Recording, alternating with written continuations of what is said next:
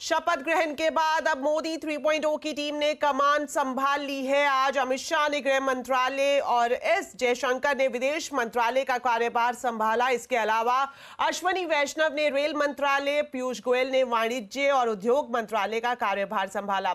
अलग अलग तस्वीरों के जरिए हम आपको दिखा रहे हैं वो सभी अहम मंत्रालयों के मंत्री जिन्होंने आज अपना चार्ज ले लिया है।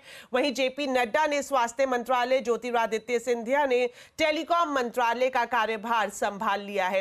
हरदीप सिंह पुरी ने भी एक बार फिर से पेट्रोलियम मंत्रालय का चार्ज ले लिया है।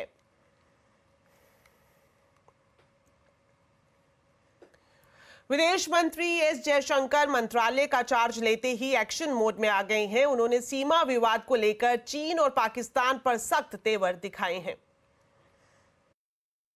पाकिस्तान और चाइना के बारे में कहा, वो अलग देश हैं, रिश्ते भी कुछ अलग हैं, वहाँ जो समस्या जो है वो भी कुछ अलग है। तो चीन के बारे में हमारी फोकस तो होगी कि सीमा में जो स्थिति जो है उसमें अभी भी कुछ इश्यूज बाकी बचे हुए हैं, तो उसको कैसे निपटाया जाए। और पाकिस्तान के साथ ये भी आप जानते हैं कि विषय जो है सालों से वो जो आतंकवाद का विषय जो है, cross border terrorism, how do we find a solution to it so that cannot be the policy of a good neighbor. इस बीच आज का सबसे बड़ा बयान आया हरदीप सिंह पुरी की तरफ से, जिन्होंने बीपीसीएल विनिवेश टालने और पेट्रोल डीजल जीएसटी दायरे में लाने का प्रयास करने की बात कही है। So far as BPCL is concerned, let me say now categorically, these are all highly successful oil and gas PSUs. Why would we divest ourselves of these Maharatnas? I am giving you my philosophical approach, I mean as the line minister. You the koshish hogi means you try. I said yes, we will try. Yeah. Both MOS and I will both work on it.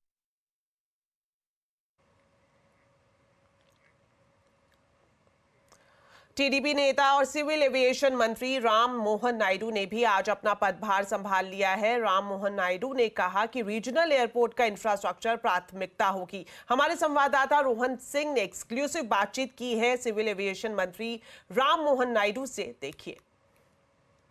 Aviation मंत्रालय की जिम्मेदारी आपको मिली है, क्या priorities रहने वाले हैं, क्योंकि काफी डायनेमिक मंत्रालय का पोर्टफोलियो आपको मिला है, क्या प्रायोरिटीज रहने वाली है? सरकार की प्रायोरिटी, हमारे मंत्रालय की प्रायोरिटी, मेरी प्रायोरिटी देश का नागरिक है, देश की आम जनता है। तो उनके हिसाब से क्या निर्णय लेना पड़ेगा और देश के भविष्य के लिए कौन सा निर्णय लेना पड़ेगा, ये हमारे मंत्रालय से हम लेंगे। एयर टिकट्स के जो प्राइजेस हैं उस पर कंट्रोल करने की काफी बात हो रही है, एटीएफ के प्राइजेस पे कंट्रोल करने की बात हो रही है, वैट कम करने की बात हो रही है, इस पे आप काम करेंगे? तो इसके ऊपर अगर कोई भी निर्णय लेना हो उसके ऊपर पूरी समझ आनी चाहिए। मैं कल ही डिसाइड हुआ कि सिविल एविएशन मंत्री बना हूं, तो इसको चार्ज लेने के बाद हमारे मंत्रालय में अधिकारियों के साथ भी बैठूंगा। जरूर ये पॉइंट एक प्रायोरिटी की तरह लेंगे कि क्योंकि ये पब्लिक से भी फीडबैक इसके ऊपर बहुत ज्यादा आ रहा है, तो इसको भी एक मुद्दा बनाकर इसके ऊपर डिस्कशन करेंगे, उसके बाद हम निर्णय। आखिरी सवाल सर, जो रीजनल एयरपोर्ट्स हैं उनके डेवलपमेंट के लिए, खासतौर पर आपका अपना भी राज्य है, क्या क्या एफर्ट देश को अगर पूरी तरह से तरक्की करनी है, आगे बढ़नी है और वो ग्रोथ रेट हमें अचीव करना है, $5 ट्रिलियन इकोनॉमी अगर बनाना है, तो उसमें मान लिए सिविल एविएशन का बहुत बड़ा हिस्सा इसमें है। और उसमें इंफ्रास्ट्रक्चर और specially regional airports, local airports, tyre 2 cities, tyre 3 cities, वहां पे एयरपोर्ट्स की बहुत ज्यादा जरूरत है। मोदी जी का प्लान यही है और उसको आगे बढ़ाएंगे। और हमारे आंध्रा में मेरे बगल में ही भोगापुरम एयरपोर्ट बहुत सालों से पड़ा हुआ है, उसको हम आगे बढ़ावा देंगे और रिकॉर्ड टाइम में उसको बनाने की एक प्रायोरिटी मैंने ली है और मैं करके दिखाऊंगा। Thank you sir. टेक्सटाइल मंत्रालय का कार्यभार संभालने के बाद केंद्रीय मंत्री गिरिराज सिंह ने अगले 100 दिन का एजेंडा बताया। साथ ही आरजेडी नेता तेजस्वी के झुंझुने वाले बयान पर भी पलटवार किया। गिरिराज सिंह से खास बातचीत की है हमारे संवाददाता नीरज कुमार ने। बिहार के नेताओं को जो मंत्रालय मिला है उस पर उन्होंने तंज कसते हुए कहा है कि झुंझुना मंत्रालय मिला है। उनको ज्ञान ही नहीं है मंत्रालय का, मैं तो यही कहूँगा। 5 मंत्रालय रखा बिहार में, एक रोजगार नहीं दिया और नीतीश कुमार के रोजगार को अपना रोजगार कह रहे हैं। मालूम है क्या मंत्रालय मिला है? ललन बाबू को मिला है पंचायती राज, और पंचायत एक ऐसी सभा है जिसको रिफॉर्म करके देश को, बिहार को एक नई ऊंचाई पर लिया जा सकता है। एनिमल हस्बेंड्री और फिशरी, डेयरी, बिहार का सबसे बड़ा ताकत है एग्रीकल्चर विथ लाइव स्टॉक।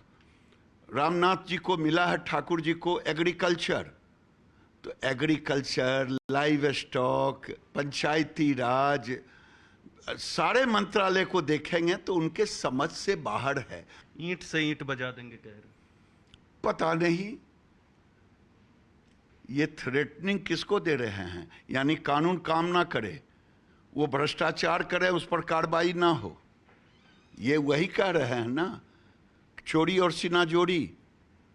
संसद ईंट से ईंट बजाने का नहीं है, कोई वो अखाड़ा नहीं है, कोई दंगल नहीं है कि लाठी लेके आएंगे और भांजेंगे। देश के हित के लिए, देश के लोगों के हित के लिए पक्ष और विपक्ष दोनों मिलकर के एक निर्णय पर पहुंचते हैं और देश के लिए काम करते हैं। इस सोच से तेजस्वी यादव को सोचना चाहिए, ये कोई जंगल राज नहीं है।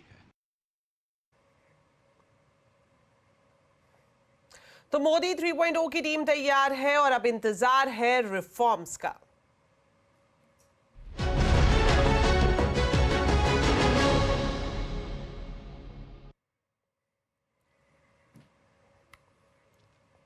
तो किस तरह के रिफॉर्म्स बड़े मंत्रालयों में हो सकते हैं, ये जानने के लिए अब सीधा चलते हैं हमारे रिपोर्टर्स के पास। और सबसे पहले हम रुक करेंगे लक्ष्मण जी का, और आप देख सकेंगे कि लक्ष्मण जी के साथ साथ असीम मनचंदा, आलोक प्रियदर्शी और रोहन सिंह भी अब सीधा हमारे साथ जुड़ गए हैं। तो सबसे पहले लक्ष्मण जी, आपसे जानना चाहेंगे कि वित्त मंत्रालय में अगर बात करें तो सबकी नजरें इस पर टिकी हुई हैं। निर्मला सीतारमण एक बार फिर से वित्त मंत्री का कार्यभार संभाल रही हैं, क्या कुछ फोकस रहेगा? नई सरकार के एजेंडे के तौर पर सरकार विनिवेश के मोर्चे पर बहुत ही आक्रामक तो नहीं दिखेगी, लेकिन विनिवेश के जो प्रस्ताव जिन जिन कंपनियों पर सरकार आगे बढ़ चुकी है उस प्रक्रिया को पूरी जरूर करेगी। इस सिलसिले में सबसे पहला जो नंबर आ सकता है वो एनटीपीसी ग्रीन के आईपीओ को लेकर के, जिसको सरकार लिस्ट कराएगी।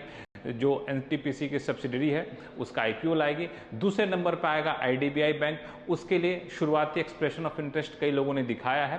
फिट एंड प्रॉपर क्राइटेरिया के लिए गया हुआ है प्रस्ताव रिजर्व बैंक के पास। रिजर्व बैंक की तरफ से अंतिम मंजूरी आते ही इस पर विनिवेश विभाग आगे बढ़ेगा और इसके लिए फाइनेंशियल बिड जारी किया जाएगा। तीसरे नंबर पर है शिपिंग कॉर्पोरेशन ऑफ इंडिया।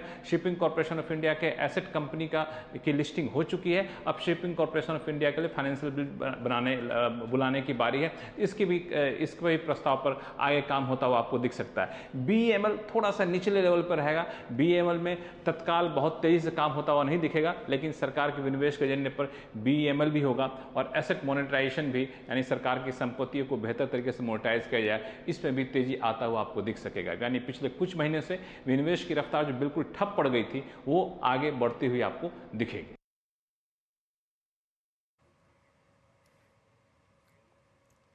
तो ज्योतिरादित्य सिंधिया ने दूरसंचार मंत्रालय का और अश्विनी वैष्णव ने आईटी मंत्रालय का कार्यभार संभाल लिया है, और उनके फोकस में क्या कुछ होगा अब ये जानने के लिए सीधा जुड़ते हैं असीम से। तो असीम बताएं, ये दोनों ही पोर्टफोलियोज की बात करें, काफी इंपॉर्टेंट मिनिस्ट्रीज हैं, तो प्रायोरिटीज क्या कुछ रहेंगी अगले 5 साल के लिए?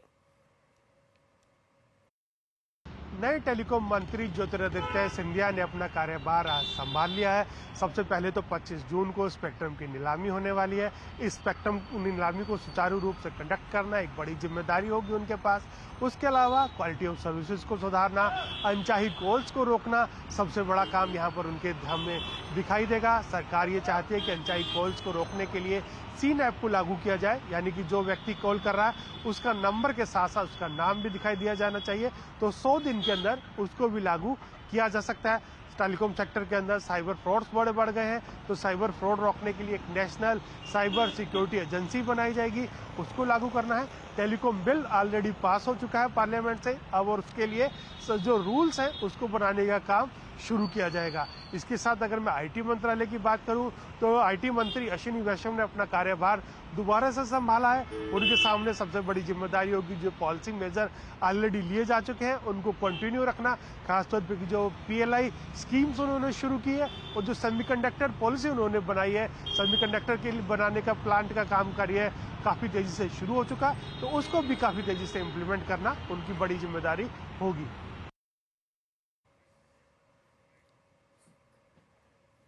चलिए अब चलते हैं आलोक के पास और आलोक से जानते हैं कि वाणिज्य मंत्रालय का कार्यभार अब पीयूष गोयल संभाल चुके हैं। आलोक, तो बताएं क्या कुछ प्राथमिकताएं हैं, और जिस तरह से हम देख रहे हैं सभी मंत्री ये कह रहे हैं कि 100 दिन के एजेंडे पर काम शुरू किया जाएगा, तो वाणिज्य मंत्रालय के हिसाब से क्या कुछ जानकारी है आपके पास?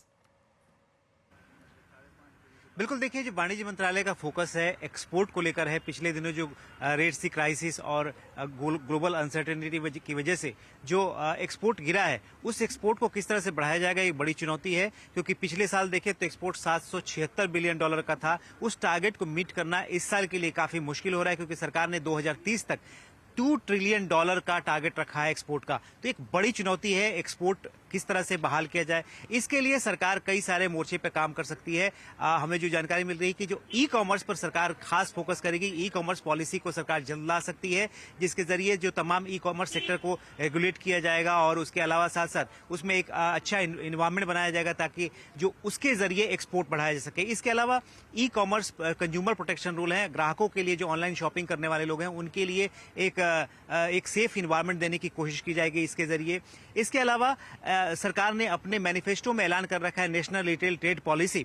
ये काफी महत्वपूर्ण है। जो छोटे कारोबारी हैं, खुदरा कारोबारी हैं, उनके लिए एक बेहतर इन्वायरमेंट बनाना और उनके लिए पॉलिसी लाना, ये सरकार की प्रायोरिटी पर है। सरकार ने नेशनल रिटेल ट्रेड पॉलिसी के जरिए ये भी कहा है कि उनके लिए एक सस्ता एक्सीडेंटल इंश्योरेंस लाएंगे, उसका भी ऐलान हो सकता है। और साथ ही साथ ईज ऑफ डूइंग बिजनेस को लेकर भी काम होगा और साथ ही साथ जो जीएसटी से जुड़े हुए मुद्दे हैं उनका भी समाधान निकालने की कोशिश की जाएगी। इसके अलावा अगर हम बात करें तो जो स्टार्टअप्स के लिए डीप टेक स्टार्टअप पॉलिसी लाने की सरकार बात कर रही है, उसका ड्राफ्ट तैयार हो चुका है। उसको लेकर देश में स्टार्टअप को किस तरह से ग्रो किया जाए, उसको डीप टेक खासतौर से जुड़े हुए जो स्टार्टअप है उनके लिए पॉलिसी लाई जाएगी।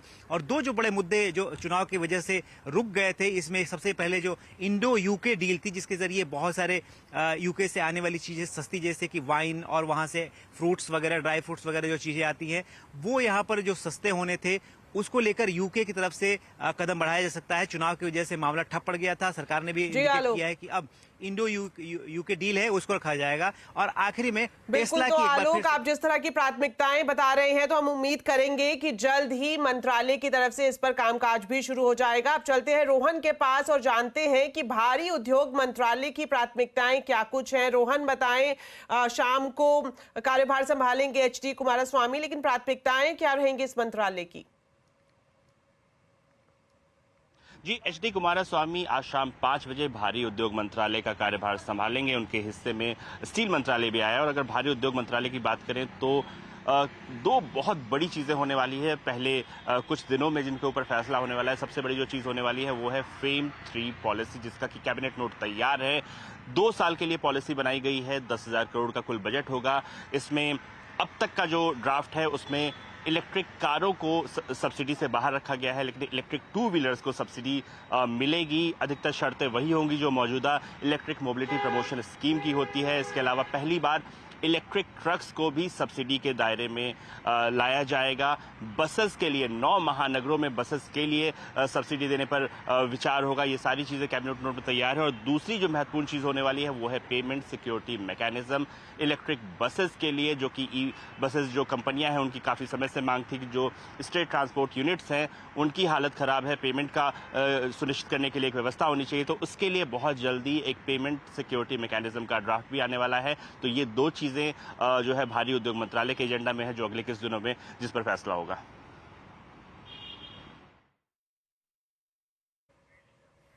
चलिए, शुक्रिया लक्ष्मण जी आपका, असीम, आलोक और रोहन आपका भी। और आपने बताया कि किस तरह की प्राथमिकताएं बड़े मंत्रालयों की रहने वाली है। और यहाँ पर मैं आपको बता दूं कि रेलवे की तरफ से भी 100 दिन का एक्शन प्लान तैयार किया जा चुका है। और जो हमें जानकारी मिल रही है, इस बार जो फोकस रहेगा कि अगले 1 से 2 महीने में स्लीपर वंदे भारत ट्रेन को लॉन्च किया जा सकता है। साथ ही साथ इंटरसिटी नेटवर्क को और ज्यादा बेहतर करने के लिए वंदे मेट्रो भी लॉन्च करने की योजना है। साथ ही प्रधानमंत्री रेल बीमा योजना लॉन्च की जा सकती है। और इसके अलावा यह भी जानकारी मिल रही है कि इंटरिम बजट में वित्त मंत्री निर्मला सीतारमण की तरफ से फ्रेट को बढ़ावा देने के लिए 3 इकोनॉमिक कॉरिडोर का ऐलान किया गया था। तो सोर्सेज हमें बता रहे हैं कि अगले 1 से 2 महीने में इसका डीपीआर भी तैयार किया जाएगा। चलिए बढ़ते हैं आगे और आपको बताते हैं कि लोकसभा चुनाव के नतीजों के बाद आरएसएस प्रमुख मोहन भागवत के ताजा बयानों से बड़ी बहस छिड़ गई है। सोमवार को नागपुर में संघ से जुड़े कार्यकर्ता विकास वर्ग द्वितीय के समापन कार्यक्रम में उन्होंने कुछ सख्त तेवर अपनाए। उन्होंने कहा कि जो मर्यादा का पालन करते हुए कार्य करता है, गर्व करता है, लेकिन लिप्त नहीं होता, अहंकार नहीं करता, वही सही अर्थों में सेवक कहलाने का अधिकारी है।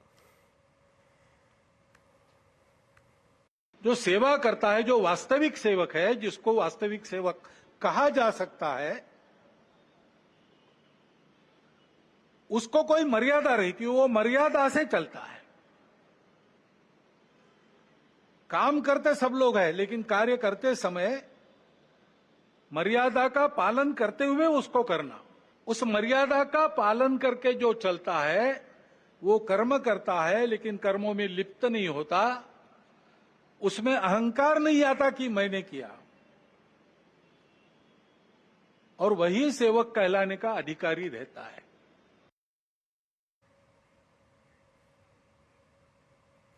तो मोहन भागवत अपने भाषण में मणिपुर की हिंसा पर भी बोले। उन्होंने कहा कि मणिपुर 1 साल से हिंसा की आग में चल रहा है, मणिपुर 1 साल से शांति की राह देख रहा है, इस पर प्राथमिकता देकर विचार करना चाहिए। जगह जगह और समाज में कलह ये नहीं चलता। अब 1 साल से मणिपुर शांति की राह देख रहा है, उसके पहले 10 साल शांत रहा।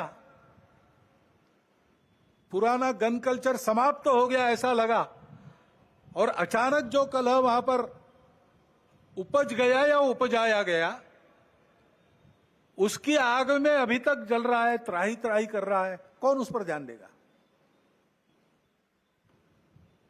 प्राथमिकता देके उसका विचार करना ये कर्तव्य है। तो मणिपुर पर मोहन भागवत के बयान को लेकर सियासत शुरू हो गई है। विपक्षी दलों के नेता मोहन भागवत के बहाने मोदी सरकार को निशाने पर ले रहे हैं। Welcome his statement from the bottom of my heart, because Manipur is a part of India. It's an integral part of India, and when we see our people suffering so much, it is extraordinarily disturbing for all of us, and this is something we have been asking. The India Alliance has been asking for the longest time that let's have a discussion, let's form a good committee with all parties. तो मोहन भागवत के बयानों को कैसे देखना चाहिए? RSS और BJP में मतभेद है या फिर मनभेद? आज आवाज अड्डा में इसी पर करेंगे बड़ी चर्चा, शाम 7:57 पर।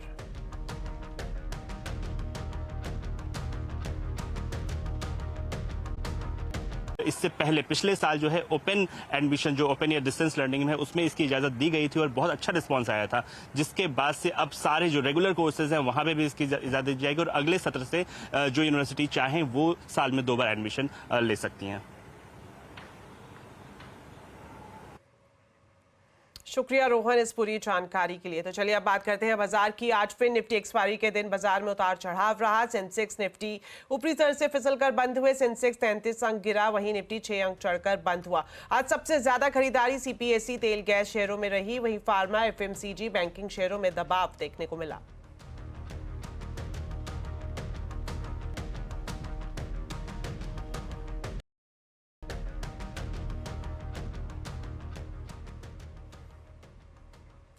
मॉर्गन स्टैनली इंडिया के एमडी रिदम देसाई का मानना है कि भारत में तो अभी बुल रन की शुरुआत हुई है। सीएनबीसी आवाज के मैनेजिंग एडिटर अनुज सिंघल से खास बातचीत में उन्होंने अगले 5 साल की वेल्थ क्रिएशन थीम शेयर की। उनके मुताबिक electronics, financial, consumption theme super hit रहेगी।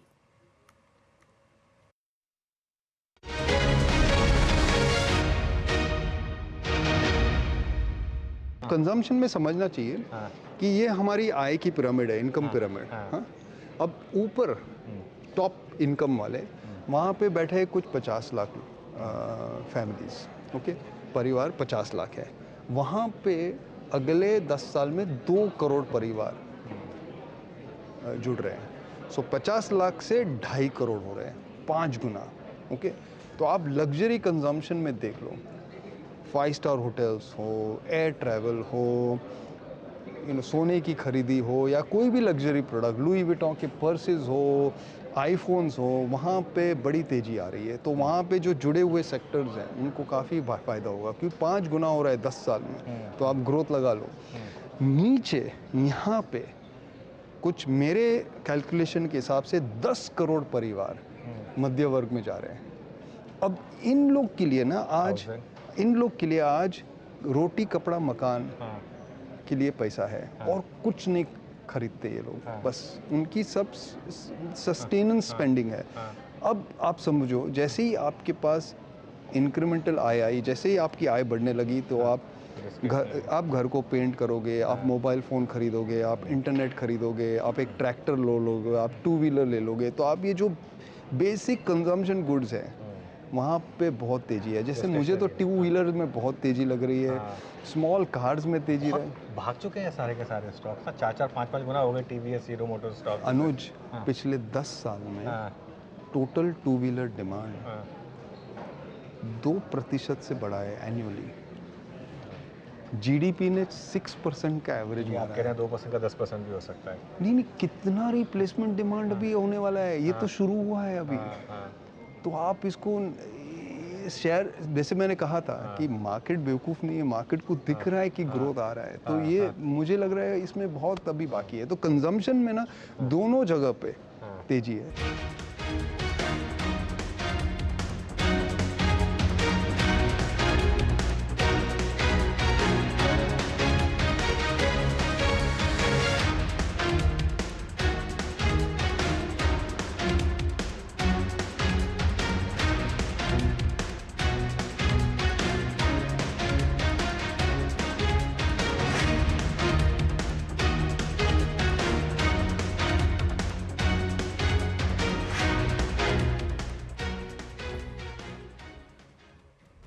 तो रिदम देसाई के साथ ये पूरा इंटरव्यू आप देख सकते हैं आज शाम 7:27 पर।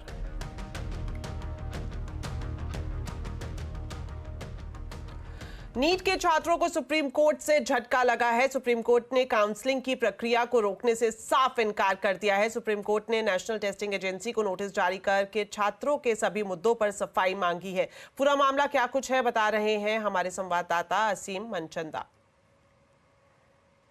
नीट की परीक्षा इस बार 5 मई को हुई थी, तभी से इसके अंदर गड़बड़ी और धांधली के आरोप लगने लगे हैं। सुप्रीम कोर्ट में भी इसको लेकर के कई सारी याचिकाएं दायर की गई थी। इसमें आरोप लगाए गए थे कि नीट का पेपर लीक हुआ है, उसमें कई सारी गड़बड़ी हुई है, इस पेपर को रद्द करके दोबारा से पेपर करवाया जाए। इतना ही नहीं, इसमें यह भी कहा गया था कि जो ग्रेस मार्क्स देने का इस बार फैसला किया है वो पूरी तरह से गलत है और ग्रेस मार्क्स नहीं दिए जाने चाहिए। सुप्रीम कोर्ट सभी इस मामलों की सुनवाई कर रहा है, लेकिन इस बीच काउंसलिंग भी शुरू होने वाली है। तो सुप्रीम कोर्ट में सोमवार को एक याचिका दायर की गई थी। इस याचिका में कहा गया था कि इस काउंसलिंग के ऊपर रोक लगाई जाए।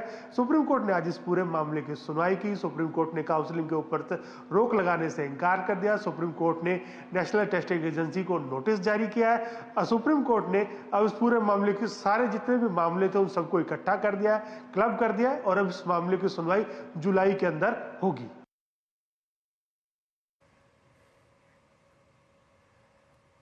एप्पल ने अपने WWDC 2024 इवेंट में iOS 18 को लॉन्च कर दिया है। iOS 18 कंपनी का पहला ऐसा सॉफ्टवेयर है जिसमें AI का सपोर्ट दिया गया है। एप्पल ने इसकी लॉन्चिंग के साथ कई सारे फीचर्स से भी पर्दा उठाया है।